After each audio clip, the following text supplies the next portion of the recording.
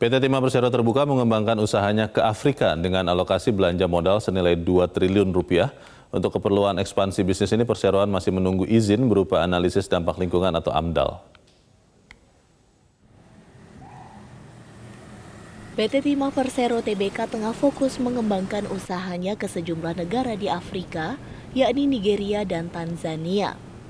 Di kedua negara ini, perseroan akan menambang timah dan beberapa mineral lainnya. Perseroan mengalokasikan belanja modal tahun ini senilai 2 triliun rupiah untuk keperluan ekspansi bisnis ini. Direktur Utama PT Timah Mokhtar Riza Pahlevi Tabrani mengungkapkan, perseroan masih menunggu izin berupa analisis dampak lingkungan atau AMDAL. Menurut Riza, tantangan terbesar ekspansi bisnis di Afrika adalah terkait kondisi infrastruktur yang dinilai belum memadai. Padahal, proses logistik dalam bisnis ini membutuhkan infrastruktur seperti transportasi dan konstruksi. Kalau eksplorasinya sudah berjalan cukup intensif di Nigeria, kita juga lagi ada satu tim kita sekarang lagi di Tanzania, sama Pak prospeknya juga timah, dan memang ada beberapa mineral lainnya yang kita juga lihat. Memang tantangan terbesar kalau di Afrika itu adalah masalah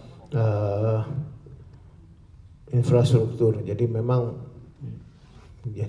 kalau kita tuh sekarang bersyukurlah kita tuh infrastruktur tuh nggak sulit gitu loh, pindah dari pesawat dari satu tempat ke tempat lain tuh nggak susah. Di sana logistiknya kita bawa peralatan aja sulit. Terus yang kedua isu security, masalah keamanan. Riza menjelaskan ekspansi bisnis ini menjadi strategi perseroan untuk menambah cadangan modal.